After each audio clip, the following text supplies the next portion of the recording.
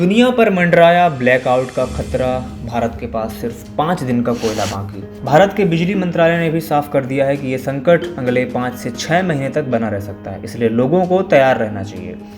अब क्योंकि भारत में 70% बिजली का उत्पादन आज भी कोयले से होता है और कोयले की डिमांड ज़्यादा और सप्लाई कम है। क्या आपको भी लगता है कि पिछले कुछ दिनों से आपके घर की बिजली बार बार जा रही है? अगर आपका जवाब हाँ है तो ये सिर्फ आपके साथ नहीं हो रहा है, बल्कि भारत के 135 करोड़ लोग आने वाले कुछ दिनों में अंधेरे में रहने पर मजबूर हो सकते हैं, क्योंकि भारत के पास सिर्फ 2 से 5 दिनों का ही कोयला बचा है। भारत में आज भी 70% बिजली का उत्पादन कोयले से होता है, लेकिन कोयले की डिमांड ज़्यादा है और इसकी सप्लाई बहुत कम है। इसलिए हो सकता है कि आपको आने वाले कई दिन बिना बिजली के बिताने पड़े।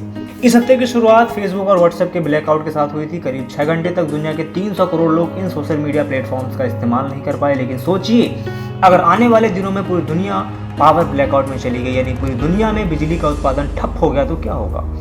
बिजली के संकट की शुरुआत चीन से हुई थी, फिर यूरोप और दक्षिण अमेरिका के कई देश इसका शिकार हुए और अब इस संकट ने भारत को भी अपना शिकार बना लिया है। भारत में कई बड़े पावर प्लांट में कोयले की भारी कमी हो गई है। इन पावर प्लांट्स में ही बिजली का उत्पादन होता है और फिर यहाँ से बिजली की सप्लाई आपकी और हमारे घरों, दफ्तरों और फैक्ट्रियों तक होती है। भारत में 135 पावर प्लांट्स ऐसे हैं जो कोयले से चलते हैं। इनमें से 107 पावर प्लांट्स ऐसे हैं जिनके पास अगले 5 दिनों का या उससे भी कम कोयला बचा है। 28 पावर प्लांट्स ऐसे हैं जिनमें कोयला अगले 2 दिनों में ही खत्म हो सकता है। शायद यही वजह है कि आपके घर और दफ्तर की बिजली बार बार कट रही है। फिलहाल सबसे खराब स्थिति उत्तर प्रदेश, जम्मू कश्मीर और लद्दाख की है।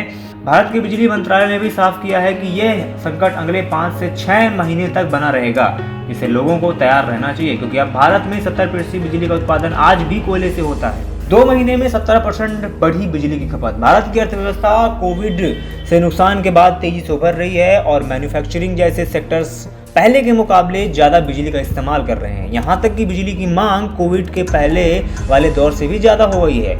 अगस्त 2019 में भारत की बिजली की खपत 10,600 करोड़ यूनिट थी, जो इस साल अगस्त में बढ़कर 12,400 करोड़ यूनिट हो गई है। यानी पिछले 2 महीनों में ही बिजली की खपत लगभग 70% बढ़ गई है। इससे साफ है कि भारत को पहले के मुकाबले और भी बिजली चाहिए। इसके लिए पहले से ज़्यादा कोयला चाहिए, लेकिन इस समय इतना कोयला मिलना आसान नहीं है, क्योंकि भारत की तरह पूरी दुनिया की अर्थव्यवस्था पटरी पर लौट रही है और फैक्ट्रियों में पहले के मुकाबले ज़्यादा प्रोडक्शन होने लगा है। इस वजह से अंतर्राष्ट्रीय व्यापार में कोयले की कीमत 40% तक बढ़ गई है।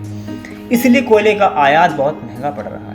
इस सिचुएशन के लिए कोरोना के बाद सुधरती अर्थव्यवस्था सबसे ज़्यादा जिम्मेदार है। 2020 में पूरी दुनिया में फैक्ट्रियाँ, ट्रांसपोर्ट, दफ्तर सब बंद थे, लेकिन ऊर्जा की डिमांड इस वजह से घट गई थी और ज़्यादातर देशों ने कोयले और तेल के उत्पादन में रोक लगा दी थी, उन्हें कम कर दिया था। लेकिन फिर वैक्सीन के उपलब्ध होने के बाद आर्थिक गतिविधियां फिर से शुरू हुई और ऊर्जा की डिमांड तेजी से बढ़ने लगी, लेकिन इसकी सप्लाई नहीं बढ़ी। इसकी दूसरी वजह यह हो सकती है कि दुनिया के कई देश अब कार्बन एमिशन को कम करने की कोशिश कर रहे हैं और ग्रीन एनर्जी की तरफ जा रहे हैं, लेकिन इसके लिए सही रोड मैप नहीं बनाया गया और जल्दबाजी की वजह से पूरी दुनिया में ऊर्जा संकट पैदा हो गया। चीन इसका सबसे बड़ा उदाहरण है। चीन ने अपने देश में कार्बन एमिशन में कटौती के लक्ष्य को जल्द से जल्द हासिल करने की कोशिश में कोयले के इस्तेमाल पर प्रतिबंध लगा दिए और आज चीन के करोड़ों घर अंधेरे में डूबे। अब देखना दिलचस्प होगा कि भारत सरकार इस सिचुएशन से कैसे निपटती है, या फिर भारत की जनता को एक बड़े ब्लैकआउट का सामना करना पड़ता है। ANP